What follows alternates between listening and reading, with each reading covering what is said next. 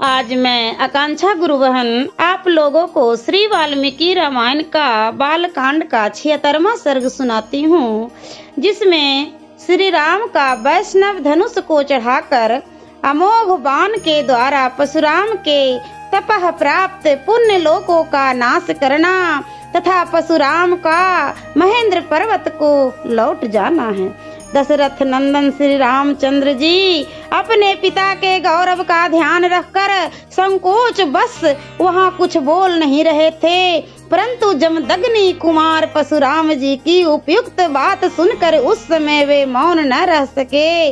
उन्होंने परशुराम जी से कहा, भृंगु नंदन ब्राह्मण, आपने पिता के ऋण से उऋण होने की, पिता के मारने वाले का वध करके बैर का बदला चुकाने की भावना लेकर जो क्षत्रिय संहार रूपी कर्म किया है उसे मैंने सुना है, और हम लोग आपके उस कर्म का अनुमोदन भी करते हैं, क्योंकि वीर पुरुष बैर का प्रतिशोध लेते ही हैं। भार्गव, मैं क्षत्रिय धर्म से युक्त हूँ, इसलिए आप ब्राह्मण देवता के समक्ष विनित रहकर कुछ बोल नहीं रहा हूँ, तो आप मुझे पराक्रमहीन और असमर्थ सा मानकर मेरा तिरस्कार कर रहे हैं। अच्छा, अब मेरा तेज और पराक्रम देखिए।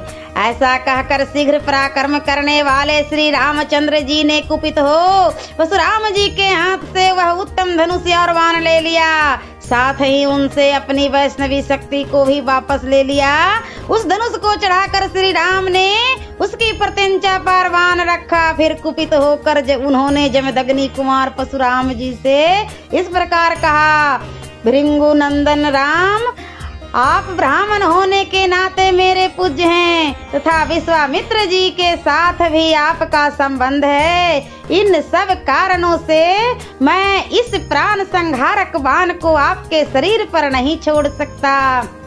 राम, मेरा विचार है कि आपको जो सर्वत्र शीघ्रता पूर्वक आने जाने की शक्ति प्राप्त हुई है उसे अथवा आपने अपने तपोबल से जिन अनुपम पुण्य लोकों को प्राप्त किया है उन्हीं को नष्ट कर डालूं, क्योंकि अपने पराक्रम से विपक्षी के बल के घमंड को चूर कर देने वाला यह दिव्य वैष्णव बाण जो शत्रुओं की नगरी पर विजय दिलाने वाला है कभी निष्फल नहीं जाता है। उस समय उस उत्तम धनुष और बाण को धारण करके खड़े हुए श्री रामचंद्र जी को देखने के लिए संपूर्ण देवता और ऋषि ब्रह्मा जी को आगे करके वहां एकत्र हो गए। गंधर्व, अप्सराएं, सिद्ध, चारण, किन्न, यक्ष, राक्षस और नाग भी उस अत्यंत अद्भुत दृश्य को देखने के लिए वहां आ पहुँचे। जब श्री रामचंद्र जी ने वह श्रेष्ठ धनुष हाथ में ले लिया उस समय सब लोग आश्चर्य से जड़वत हो गए। परशुराम जी का वैष्णव तेज निकलकर श्री रामचंद्र जी में मिल गया, इसलिए वीर्यहीन हुए जमदग्नि कुमार राम ने दशरथ नंदन श्री राम की ओर देखा। तेज निकल जाने से वीर्यहीन हो जाने के कारण जड़वत बने हुए जमदग्नि कुमार परशुराम की कमल नयन श्री राम से धीरे धीरे कहा, रघुनंदन, पूर्व काल में मैंने कश्यप जी को जब यह पृथ्वी दान की थी तब उन्होंने मुझे कहा था कि तुम्हें मेरे राज्य में नहीं रहना चाहिए।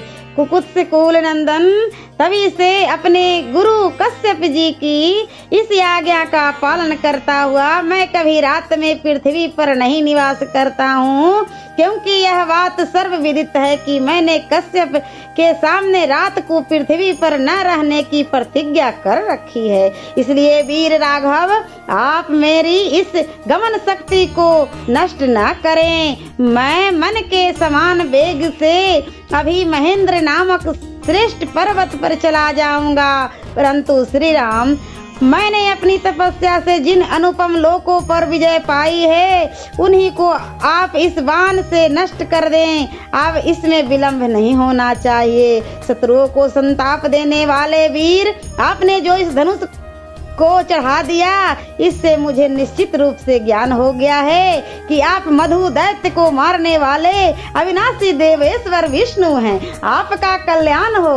ये सब देवता एकत्र होकर आपकी ओर देख रहे हैं। आपके कर्म अनुपम हैं। युद्ध में आपका सामना करने वाला दूसरा कोई नहीं है। कुकुत्स कुलभूषण, आपके सामने जो मेरी असमर्था प्रकट हुई यह मेरे लिए लज्जाजनक नहीं हो सकती, क्योंकि आप त्रिलोकीनाथ श्री हरि ने मुझे पराजित किया है। उत्तम व्रत का पालन करने वाले श्री राम, आप अपना अनुपम बाण छोड़िए। इसके छूटने के बाद ही मैं श्रेष्ठ महेंद्र पर्वत पर जाऊंगा।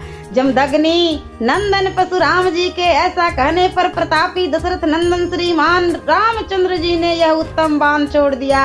अपनी तपस्या द्वारा उपार्जित किए हुए पुण्य लोकों को श्री रामचंद्र जी के चलाए हुए उस बाण से नष्ट हुआ देखकर परशुराम जी शीघ्र ही उत्तम महेंद्र पर्वत पर चले गए। उनके जाते ही समस्त दिशाओं तथा उप दिशाओं का अंधकार दूर हो गया। उस समय ऋषियों सहित देवता उत्तम आयुधधारी श्री राम की भूरी भूरी प्रशंसा करने लगे। तदंतर दशरथ नंदन श्री राम ने जमदग्नि कुमार परशुराम का पूजन किया।